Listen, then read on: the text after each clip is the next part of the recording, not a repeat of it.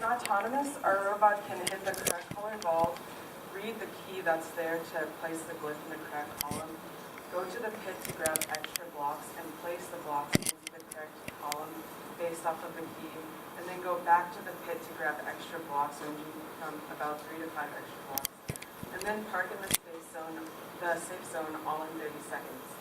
Our robot is able to complete these complex tasks using 11 sensors, which include 4 modern robotics range sensors for sensing the walls, 2 Rev optical distance sensors for sensing the blocks, 2 Rev INUs for acceleration, gyroscopes, and tilt data, 1 Rev color proximity sensor for reading the jewel and hitting the correct color, a phone camera for decoding the key and for looking at blocks and placement, and a phone timer for our abort functions. Our intuitive programming has allowed us to keep track of the blocks that we have acquired and look at how we have placed them. And the phone timer allows us to abort collecting at a specific time so that we can make it into the safe zone. And we are able to use proportional derivative to approach the block pit, and we have many other algorithms to complete our autonomous tasks.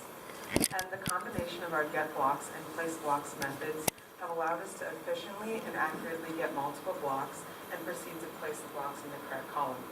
Our biggest component in our algorithm for collecting blocks effectively is KI, Kraken Intelligence. In order to drive to an accurate position quickly enough to make multiple trips into the block pit, we use a PD feedback loop, which has 2 parts, proportional and derivative.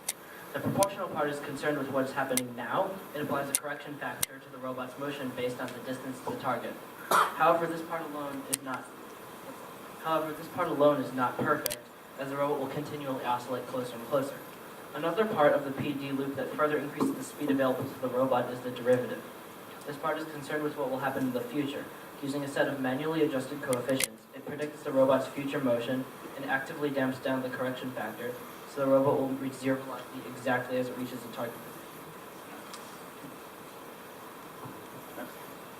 On this graph, we can see that the red graph, representing proportion, is still oscillating, even when the proportional derivative graph damps down the oscillations more quickly, allowing the robot to reach its target sooner. The use of this efficient control loop for both linear and angular motion gives us enough time for multiple trips into the block pit. The mechanical wheels on the robot allow for full 360-degree holonomic motion.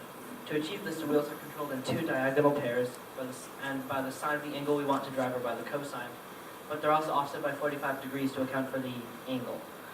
We quickly realized that to more intuitively drive the robot's motion should be relative to the entire field, rather than just the robot.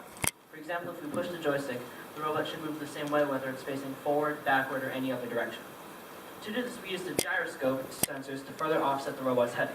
If the robot rotates, the gyroscope reads the motion and offsets the robot's power to cancel it out. The combination of the trigonometric functions governing linear motion and the gyroscopic correction provide intuitive, agile driving. However, the robot was initially difficult to control because the joysticks were too small to effectively make fine adjustments. A very small movement might cause a large change in power.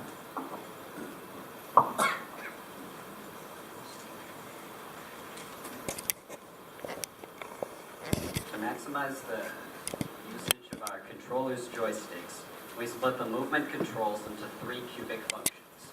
The reason for multiplying the controller's joystick's input data with a cubic function rather than a linear function shown in red is that, as you can see from the graph, there's a much wider range the joysticks can be moved in where the cubic functions will be at a slow and easier to maneuver power compared to the linear function where the robot will just zoom off.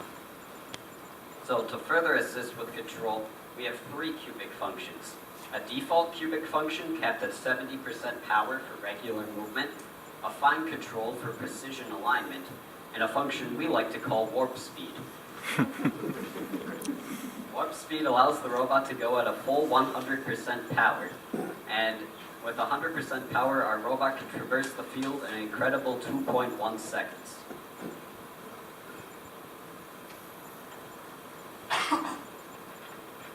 The KI referenced earlier was made in order to simulate drivers' on-the-fly decision-making regarding collecting and stacking blocks during the autonomous phase. To achieve this, we programmed what is known as a finite state deterministic automaton. So this is a chart of the automaton, and each white block represents a state the robot could be in. The robot could be in just one state, and the states correlate to actions the robot takes. The gray blocks represent decisions the robot makes that either progress or regress the state of the robot, shown by the colored arrows. The decisions are based off of input data from our plethora of sensors, the phone's timing, modular loop progress, and other conditions.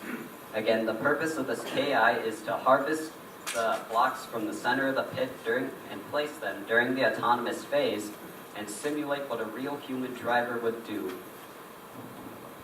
Of course, our robot would be our programs would be meaningless without the incredible robot we have. So the next part we'll be talking about the engineering of the robot.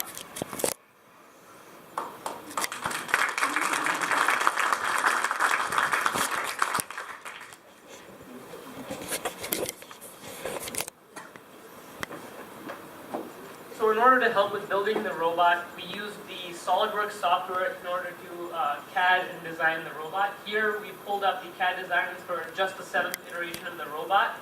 At the top left we have a front view, a top-down view, and a trimetric view of the CAD design. Using the SolidWorks software, we were able to calculate that the center of mass was 5.8 inches high, an entire 2 inches lower than any of the other iterations of the robot. This basically allowed the robot to move much smoother, perform the autonomous at a much quicker pace, and overall allow us to perform all of the tasks at a much quicker pace than any other teams. The SolidWorks software helped us in accomplishing this. Yeah.